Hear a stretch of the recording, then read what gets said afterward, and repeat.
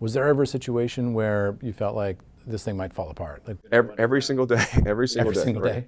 No, I mean, I say that facetiously, but we collected so much information. We've identified so many traders, but then as we got closer to say, now, you know what, now we have enough to actually charge people. Now we got to really be careful. We got to make sure that these guys don't know the FBI is involved. Radio silent. Even as M13 tangles with Saxo Bank, Vladislav Kliushin is trying to become something like the Bernie Madoff of the cyber age. This could be enormously destabilizing to American financial markets. The FBI has to act fast. But how? So at that point, it seems like this changes from being an investigation where you're gathering information, and now it becomes something more like a manhunt. A manhunt usually is when you have no idea where the person was. In this case, we knew exactly where he was. It was a question of whether he would go to a place that we could rely on our relationships to secure an arrest. That was really probably the most frustrating part of our investigation, is realizing we now know who's done this, we know how they've done it, we know how much money they've made. We've actually managed to stop the crime in its tracks. But are we ever going to be able to lay hands on these guys because they're in a country that's not going to extradite them? But we just laid in wait and we watched. Ermakov knows he's been indicted twice by the United States, which means travel to any nation that has an extradition treaty with the Americans would be enormously risky. As a former GRU officer, he's probably been given government guidance not to travel. Still, he yearns to see the world. And Kliushin, ever confident and always willing to use his connections to help his friends, wants to help him do that. In text messages between the two in 2019, they discuss how Ermakov could travel. Kliushin sends Ermakov a scenic picture of himself traveling outside Russia. Ermakov: "Very beautiful. I wonder if I could do that someday." Kliushin responds with an offer.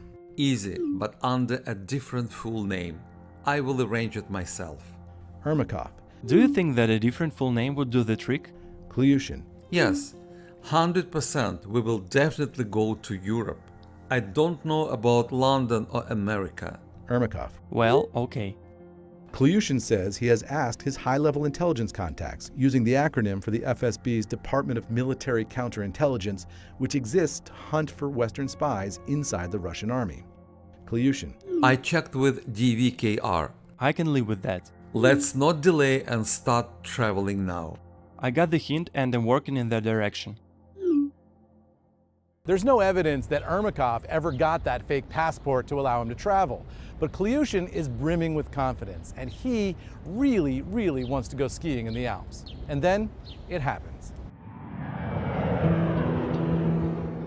In March of 2021, the FBI discovers Kliushin has chartered a private jet to fly from Moscow to Switzerland. They set up a plan to capture him.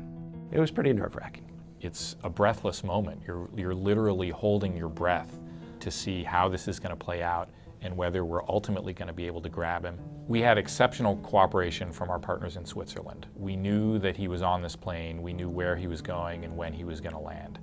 They ultimately made the arrest.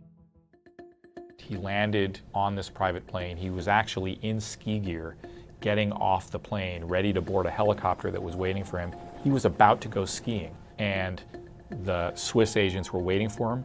They swooped in, they arrested him, and minutes after they arrested him, his wife sent a text message. The text message that she sent was to his co-conspirator, Mr. Ermakov. That was devastating evidence of their conspiracy. She sees handcuffs being placed on her husband, and the first person she reaches out to is the former Russian military intelligence officer that we've identified as the actual hacker. After a diplomatic tug-of-war with the Swiss government, the United States secures Vladislav Kliushin's extradition to face his indictment on 4 counts related to the insider trading operation. Ermakov and another M13 employee are also indicted in the scheme, but both men remain in Russia, where they are beyond the reach of U.S. law enforcement.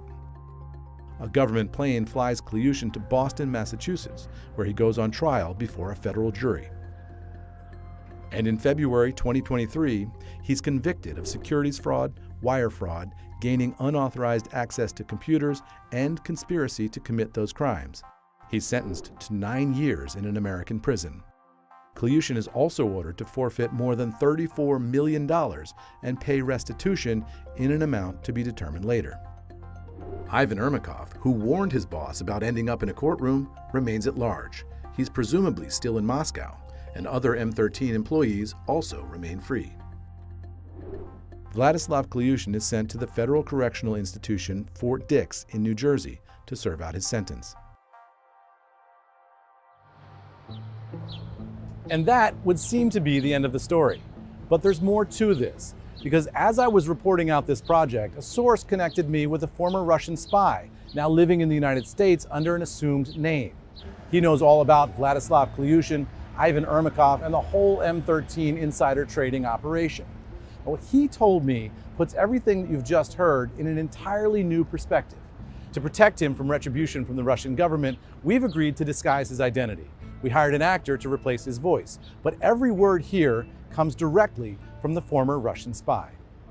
My job was to collect pretty much the same information on behalf for the Russian state from the West for my sources.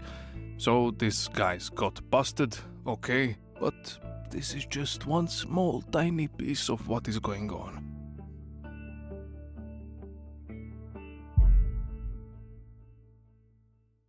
This man knows Russian intelligence operations from the inside out because he's a former Russian spy.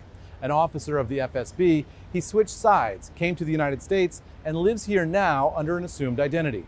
He's wary of reprisal from the Russian government for betraying his country.